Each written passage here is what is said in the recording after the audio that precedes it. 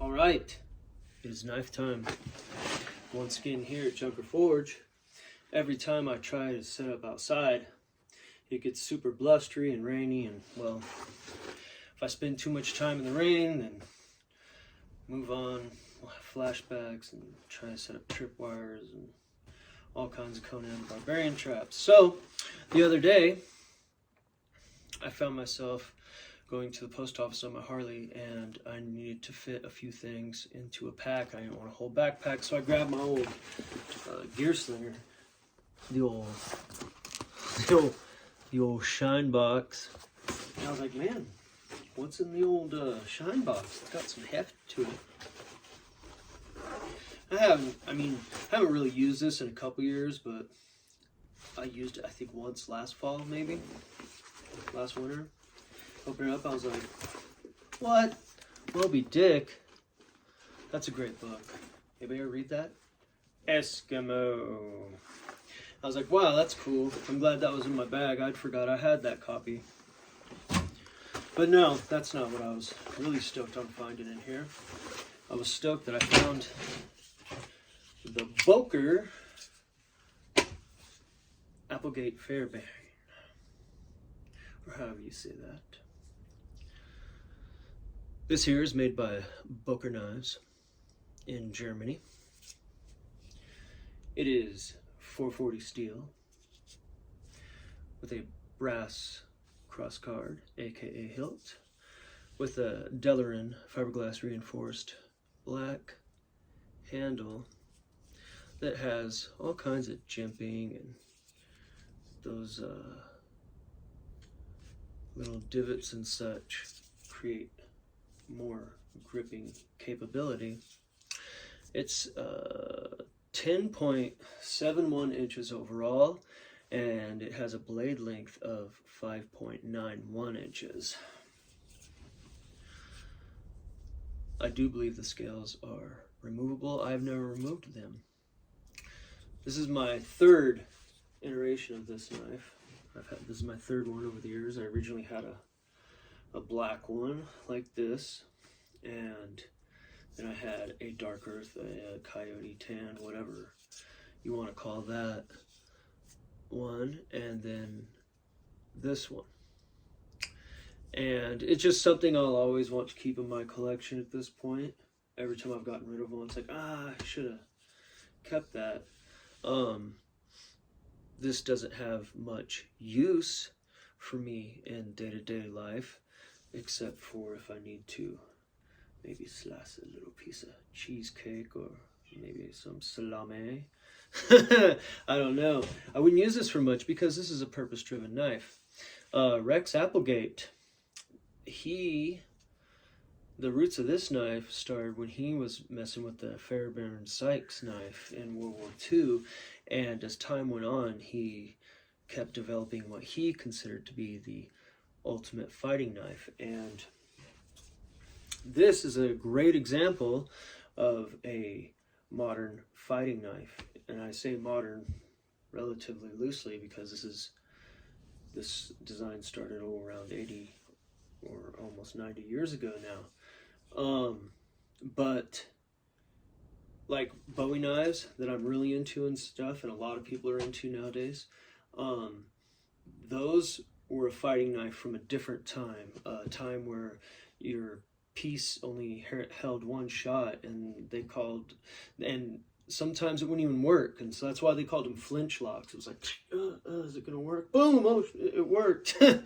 You know, and so like you had to rely on your knife more than in self-defense and in life in general, and so that's why it was more of like a fencing, a sword fighting weapon. It's a short sword. It has guards to protect your hand. You know, it's designed to be used in that way.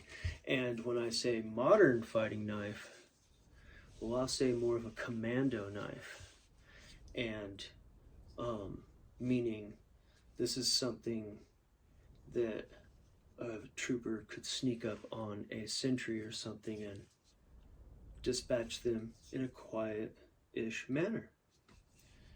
And that's what they were doing with combat knives at that point, or the people that Rex Applegate was dealing with at that point. He was an interesting fellow. He was pretty spooky. He founded the School for Spies and Assassins in Fort David. Look that up. That's pretty cool. And all through those years, he kept, working on his knife, and this is the Boker iteration of it.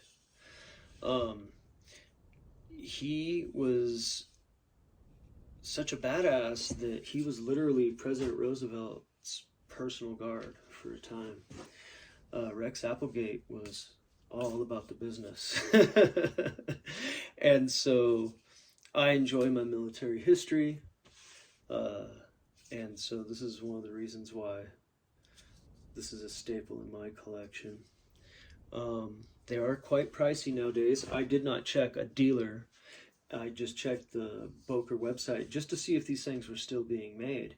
And they are available. And on the Boker website, they're $289, which I can hear people boo-hooing about that because they're going to be like, it's only $440. But let me tell you, this model's been out a long time, and I'm sure it's been used by plenty of people over that amount of time, and I've never heard anybody cry about the 440 steel on a Boker.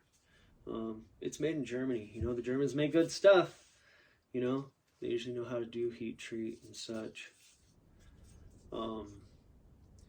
I've shown it before. There's a Walther P99 knife that's very similar to this. It's not a full dagger, but it's very similar to this, and they can be had for under $40. But this here, it is kind of like I'm going to make a special little display for this at this point, as I've been doing with a lot of my knives.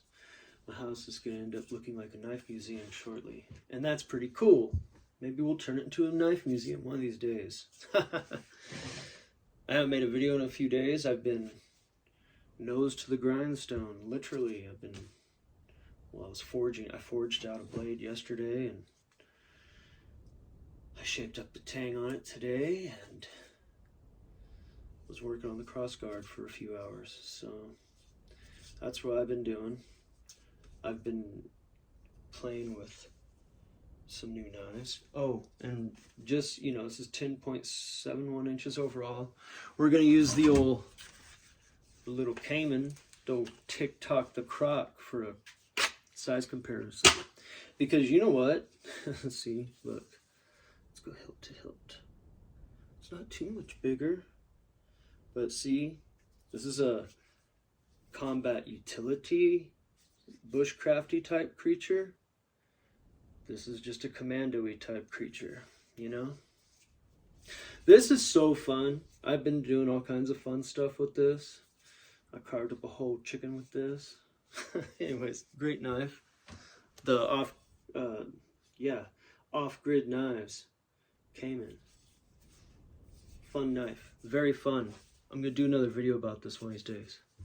But yeah, Boker Applegate. We just call these Applegates. I don't know. They got the Fairbairn on there because that was like his inspiration for making the knife originally, I guess, and all that. Oh, look, it's got a lanyard hole. Ooh, it's got a hole. Look. Oh, I see you. I see you. Yeah. No, these are really nifty. If you're into collecting military type stuff, you got to have an Applegate. Gerber made cool folding ones. And I had a few over the years, but alas, those are things that were almost like disposable items.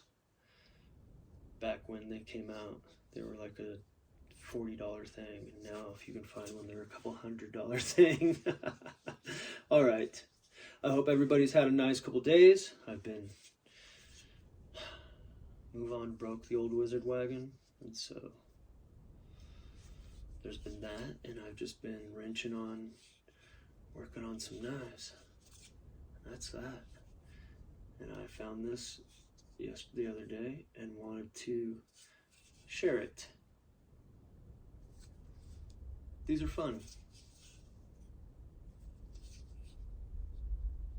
Get some olives out of a jar. Vienna sausage out of the barbecue sauce, the little smokies. You could be a hit at the next party with your Applegate. Don't drip barbecue sauce on your New Balances. All right, everybody. Watch your top knot, and I'll catch you guys tomorrow.